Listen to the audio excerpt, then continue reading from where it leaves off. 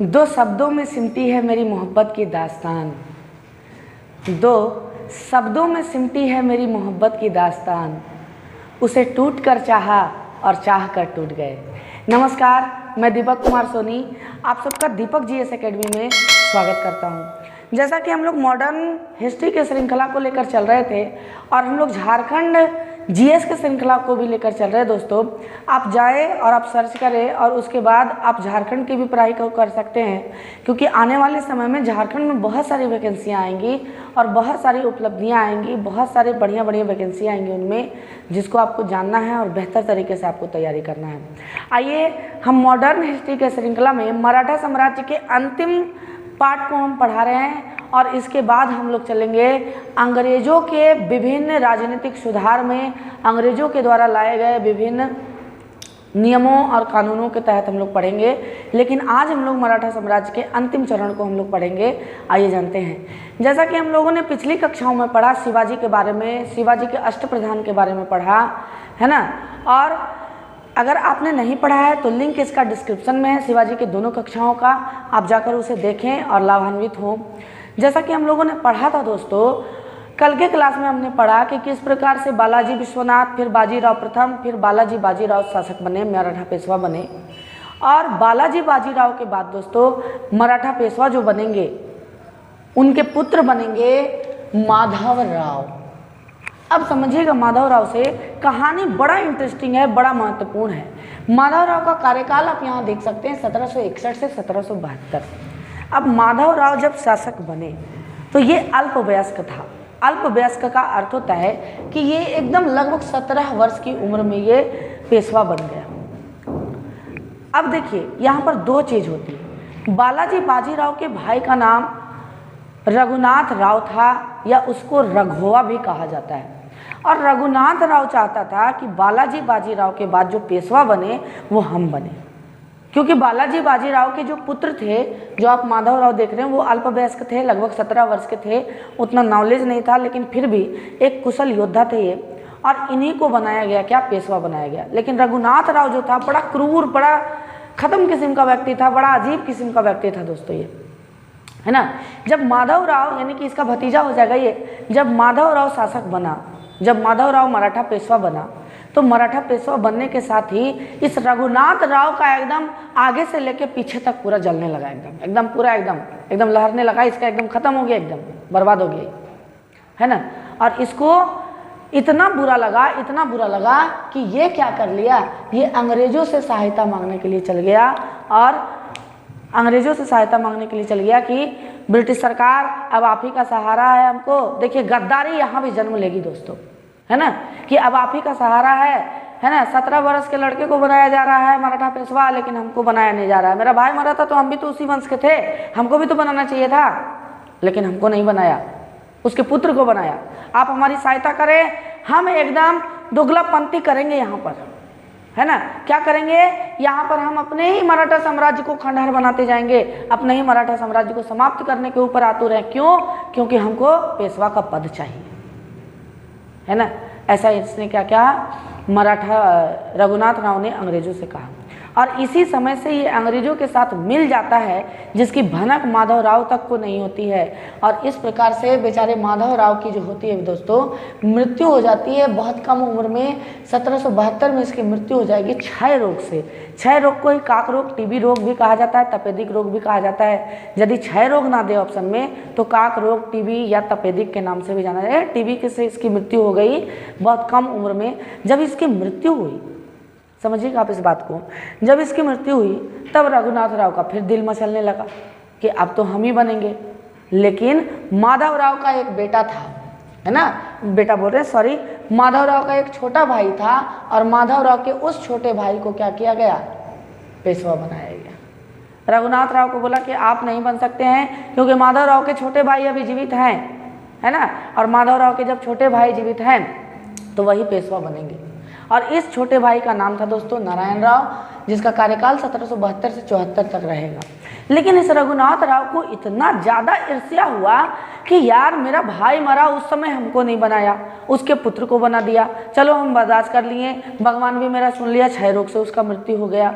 जब ये मर गया है ना, तो भगवान का भी तो मर्जी लगता यही है कि हम ही को पेशवा बनाना चाहिए, इतना क्रूर व्यक्ति था, है ना। लेकिन बाद में क्या हुआ दोस्तों कि इसको पेशवा ना बना के, किसको, इसको पेशवा ना बना के माधव राव के मरने के बाद नारायण राव को पेशवा बना दिया गया, जो माधव राव के छोटे भाई थे। अब जब ये पेशवा बनते हैं तो इसका तो एकदम दिमागे तिल मिला जाता है, और ये आओ देखता है ना ताओ, आगे ना पीछे का देखता है कि मेरा भतीजा है, मेरा भाई का पुत्र है ये, है ना, और इसकी हत्या कर देता है रघुनाथ राव। आपसे पूछेगा कि किस मराठा पेशवा की हत्या उसके खुद के चाचा ने कर दी, है ना, रघुनाथ राव ने कर दी, रघुवा ने कर दी। एक क्रूर व्यक्ति, एक निर्मम हत्यारा जिसने कर दी वो नारायण राव ही था दोस्तों। नारायण राव की हत्या कर दी किसने? रघुनाथ राव ने। अब समझिएगा इस बात को, एकदम बहुत इंटरेस्टिंग पॉइंट है यहाँ पर कि जब नारायण राव की हत्या हुई, जब नारायण राव की हत्या हुई तो रघुवा को अब लगा, रघुवा ने तो हत्या इसीलिए किया ना, रघुवा हम बार बार बोल रहे हैं, रघुनाथ राव से संबंध है इसका कि रघुनाथ राव ही रघुवा के टर्म में आएगा। जब जब हम रघुवा बोले दोस्तों तो आपको रघुनाथ राव नोट्स में लिख लेना है, और बहुत अच्छे से नोट्स भी बनाते चलना है। आपका नोट्स ही कारगर होगा, है ना। और अगर आपको नोट्स की अभिलाषा है तो आप डिस्क्रिप्शन में जाएं, वहाँ टेलीग्राम का लिंक है, और टेलीग्राम को ज्वाइन करें, और वहाँ पर आपको नोट्स प्रोवाइड करवाया जाएगा। जब इसने नारायण राव की हत्या कर दी तो नारायण राव की हत्या तो यही सोच के किया ना कि अगर हम नारायण राव की हत्या कर दें तो बालाजी बाजीराव के दो ही पुत्र थे, एक था माधव राव और दूसरा था नारायण राव। अगर ये लोग दोनों में से कोई ना बचे, एक तो मर ही गया था क्षय रोग से पहले, और दूसरा इसकी हत्या रघुनाथ राव ने कर दी। समझिएगा इस कंडीशन को, समझिए, लिंकअप को समझिए, है ना। रघुनाथ राव ने जब हत्या कर दी तो इसको लगा कि अब तो कोई इसका वंश में बचा नहीं, तो अब मराठा पेशवा कौन बनेगा? तो अब मराठा पेशवा रघुनाथ राव बनेगा। लेकिन दोस्तों भगवान को ये मंजूर नहीं था, है ना।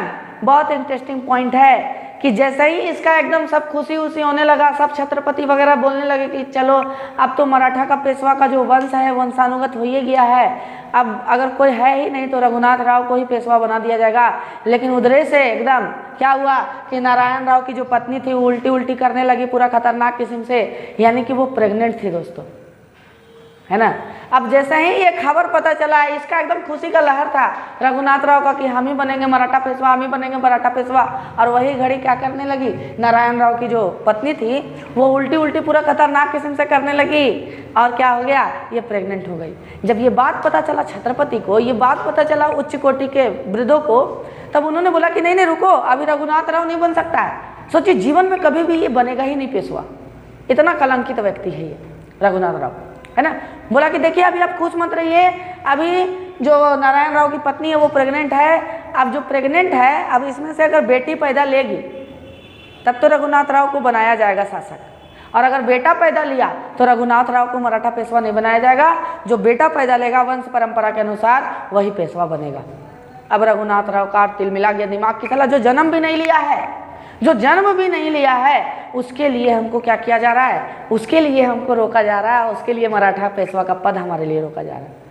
सोचिए कितना बेचारा मेहनत से मारा हो रहा है उसको, नारायण राव को, है ना। लेकिन नारायण राव एक गलती करते हुए चला गया, इसकी पत्नी प्रेग्नेंट हो गई, और इसकी पत्नी जब प्रेग्नेंट हुई तो ये मना रहा था, हे भगवान हे भगवान हे भगवान कि बेटी हो बेटी हो बेटी हो। लेकिन जब पैदा लिया तो पैदा लिया बेटा, और जिसका नाम था माधव राव नारायण राव, या इसी को माधव राव द्वितीय कहा जाता है। इसके बारे में सबसे इम्पोर्टेंट पॉइंट ये है कि जन्म लेने से पहले ही पेशवा था, है ना, कि जन्म लेने से पहले ही ये पेशवा था, पेट में था ना, और उसी समय से घोषित कर दिया गया था कि अगर लड़का होगा तो पेशवा यही बनेगा, रघुनाथ राव नहीं बनेंगे, है ना। जन्म लेने से पहले ही ये क्या बन गया, पेशवा बन गया, जन्म से ही पेशवा था।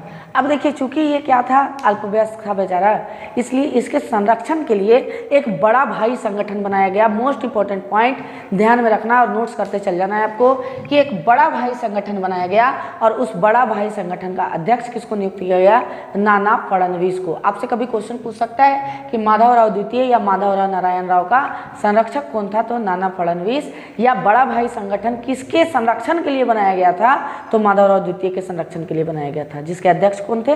नाना फडणवीस थे।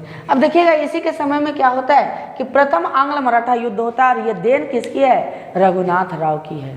जब ये बुतरुआ बन गया, छोटका बचवा जो जन्म भी नहीं लिया वही बन गया पेशवा। अब रघुनाथ राव को लगा कि साला इन लोग जीवन भर में कभी भी हमको बनने नहीं देगा और ये अंग्रेज के पास चल गया, हुजूर अब आक्रमण करना होगा हुजूर, हमने आपकी खिदमत इतने साल की, यहाँ का खबर वहाँ किया है, दलाली किया हमने, है ना, अब आपको आक्रमण करना होगा और मराठाओं को हराना होगा और हमको पेशवा बनाना होगा, है ना। जो दूध पीता बच्चा वो पेशवा बन रहा है, हम बुढ़ैले जा रहे हैं, कुछ दिन में मर जाएंगे हुजूर, हम पेशवा नहीं बनेगा, मेरा इच्छा ही रह जाएगा। अंग्रेज बोला कि तुम साथ दे ही रहा है, हम लोग तो यही खोजते हैं कि हर राज्य में एगो विभीषण मिले हमको, है ना, और विभीषण तुम्हारे पास है ही है, विभीषण तुम है ना, चलो आक्रमण करते हैं। और इसी चलते माधवराव द्वितीय के समय में दोस्तों प्रथम आंग्ल मराठा युद्ध होता है। इसका कार्यकाल 1775 से 82, है ना, और ये किसके किसके बीच होता है? तो मराठा और उस समय ईस्ट इंडिया कंपनी के गवर्नर जनरल थे वॉरेन हेस्टिंग। आपको याद रखना है कि प्रथम आंग्ल मराठा युद्ध के समय ईस्ट इंडिया कंपनी के गवर्नर जनरल कौन थे? Warren Hastings. और ये युद्ध समाप्त हो जाता है 1782 के सालाबाई के संधि के तहत। मोस्ट इंपॉर्टेंट पॉइंट कि प्रथम आंग्ल मराठा युद्ध किसके समय में हुआ? किस मराठा पेशवा के समय में हुआ? तो माधवराव द्वितीय के समय में, है ना। उस समय ईस्ट इंडिया कंपनी के गवर्नर जनरल कौन थे? तो वॉरेन हेस्टिंग। और किस संधि के तहत प्रथम आंग्ल मराठा युद्ध समाप्त होगा? तो ये सालाबाई की संधि के तहत 1782 में। मोस्ट इंपॉर्टेंट पॉइंट अब याद रखिएगा। अब देखिए, है ना, माधवराव नारायण राव द्वितीय के बाद 1796 तक ये रहे हैं दोस्तों। 1796 तक आपको याद रखना है ना, यहाँ गलती लिख दिया गया, 1796 तक ये होंगे, 1782 तक ये चला था प्रथम आंग्ल मराठा युद्ध। अब इसके बाद 1796 में इनकी मृत्यु हो जाती है। अब ये बनेंगे बाजीराव द्वितीय। अब देखिए यहाँ पर बड़ा इंपॉर्टेंट पॉइंट है, चूँकि ये अल्पवयस्क था बेचारा, बड़ा कम समय में ही मर गया। आप देख लीजिए, है ना, कि 1774 में बना, 96 में मर गया, बड़ा कम समय में मर गया। इसकी कोई वंश ही नहीं थी, इसका कोई पुत्र ही नहीं था, जिसके कारण रघुनाथ राव को तो नहीं, लेकिन रघुनाथ राव के बेटे को क्या बनाया गया? पेशवा बनाया गया, बाजीराव द्वितीय। अब जैसा बाप था उससे भी ज़्यादा खत्म यही था, खून तो रघुनाथ राव का था ना, है ना। और ये अंतिम मराठा पेशवा साबित होगा। ये अंग्रेजों का तलवा चाटने वाला होगा। रघुनाथ राव का पुत्र था, आप देख सकते हैं यहाँ रघुआ का पुत्र था ये, है ना। ये अंतिम मराठा पेशवा साबित होगा। और आपको याद रखना है यहाँ पर कि इसी के समय में दोस्तों क्या होगा? 2 आंग्ल मराठा युद्ध होंगे और दोनों आंग्ल मराठा युद्ध के बारे में आपको यहाँ पर चर्चा मिलेगी। देख लीजिए, द्वितीय आंग्ल मराठा युद्ध जो हुआ वो 1803 से 1805 के बीच में हुआ। इस समय ईस्ट इंडिया कंपनी के गवर्नर जनरल कौन थे? लॉर्ड वेलेस्ली थे। ये जो खत्म होगा ना द्वितीय आंग्ल मराठा युद्ध, ये राजघाट की संधि के साथ समाप्त हो जाएगा 1805 में। आपको याद रखना है कि प्रथम आंग्ल मराठा युद्ध किस संधि के तहत समाप्त हुई? सालाबाई की संधि के तहत 1782। द्वितीय आंग्ल मराठा युद्ध किस संधि के तहत समाप्त हुई? राजघाट की संधि के तहत 1805 में। लॉर्ड वेलेस्ली इस समय ईस्ट इंडिया कंपनी के गवर्नर जनरल थे, है ना। तृतीय आंग्ल मराठा युद्ध के बारे में बात करें तो 1817 से 1818 के बीच हुआ। इस समय जो थे वो लॉर्ड हेस्टिंग थे governor general east India Company के, और ये पूना की संधि के तहत 1818 में ये युद्ध समाप्त हो गया। जब ये युद्ध समाप्त हुआ दोस्तों 1818 में, तो आपको जानकर आश्चर्य होगा कि अब मुगल शासक के समय में हम आपको बताए थे ना, शाह आलम द्वितीय के समय में, कि 26 लाख रुपये सालाना पेंशन पर उसको क्या कर दिया गया था? बैठा दिया गया था, खाली लाल किले तक ही उसका शासन सीमित हो गया था। यहाँ भी वही चीज़ होगा कि तृतीय आंग्ल मराठा युद्ध जब समाप्त होगा तो मराठों के पास कुछ बच नहीं जाएगा। 1818 में बाजीराव द्वितीय को, है ना, बिठूर में, उत्तर प्रदेश के बिठूर में 12 लाख पेंशन देकर रख दिया जाएगा कि आपको सालाना 12 लाख पेंशन मिलेगा, आप इसी में जो भी करना आप करते रहिए, ऐश करते रहिए, है ना। यानी शिवाजी के द्वारा, महान मराठा शिवाजी के द्वारा स्थापित ये जो मराठा साम्राज्य था दोस्तों, वो इस तरह से समाप्त हो गया। और सारा का सारा मराठा साम्राज्य 1818 के बाद किसके अधीन आ गया? तो ये आ गया अधीन, अंग्रेजों के अधीन, ईस्ट इंडिया कंपनी के अधीन आ गया। आइए जानते हैं कुछ संधियों के बारे में जहाँ से आपको क्वेश्चन पूछे जाएंगे। देखिए, मराठाओं के अंतर्गत, है ना, मराठाओं के अंतर्गत छोटे छोटे राज्य भी बने, और वो छोटे छोटे राज्य मराठाओं से विफर नहीं थे, है ना, बल्कि इन्हीं के अंतर्गत आते थे, जिनमें होलकर थे, सिंधिया थे, आपको भोसले मिलेंगे, ये सब मिलेंगे। तो अंग्रेजों ने क्या किया कि इनके साथ भी संधि की, बोले कि अगर संधि नहीं करेगा बेटा तो तुमको मार के गर्दा कर देंगे हम, है ना, और तुम्हारा शासन भी छीनेंगे और लहू बहेगा सो अलग, है ना। तो इन लोगों ने डर के मारे क्या कर ली, संधि कर ली। तो देखिए यहाँ कुछ 4 संधियाँ दी गई है जिसको आपको याद रखना है, क्वेश्चन बराबर पूछे जाते हैं। बेसिन की संधि पेशवा और अंग्रेजों के बीच हुई, यही पूछा जाएगा बार बार कि बेसिन की संधि किसके किसके बीच हुई, तो पेशवा और अंग्रेजों के बीच। देवगांव की संधि भोसले और अंग्रेजों के बीच हुई। अर्जुन गांव की संधि सिंधिया और अंग्रेजों के बीच हुई। और राजपुर घाट की संधि दोस्तों होलकर और अंग्रेजों के बीच हुई। क्या आपको याद रखना है, देखिए राजपुर घाट की संधि होलकर और अंग्रेज, अर्जुन गांव की संधि सिंधिया और अंग्रेज, देवगांव की संधि भोसले और अंग्रेज, बेसिन की संधि पेशवा और अंग्रेज।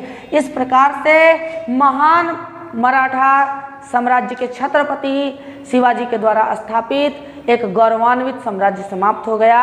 अब हम लोग दूसरे चैप्टर में प्रवेश कर जाएंगे। 3 क्लास में मराठा पेशवा को पढ़ाया गया है दोस्तों, आप जाकर देखें, लिंक में दोनों क्लास के डिस्क्रिप्शन में दिया हुआ है लिंक आपका, है ना, इसको देखें और बहुत बहुत अपना आशीर्वाद बनाए रखें और एक तरह से आप समर्थन करें ताकि लाइव क्लासेस में आपको इस तरह से लिख के ना पढ़ाया जाए। इसमें मेहनत भी लगता है बहुत, और दूसरा चीज़ ये है कि इसमें एक तरह से लगता है कि रीडिंग डाल रहे हैं, है ना, लेकिन जो लाइव क्लासेस होंगी आप क्वेश्चन भी पूछिएगा, उसका हम जवाब भी देंगे और आगे एक तरह से ऑफलाइन कक्षाएं की फीलिंग आएगी आपको, है ना। बहुत बहुत समर्थन करें, है ना। धन्यवाद, दुआओं में याद रखिएगा। धन्यवाद।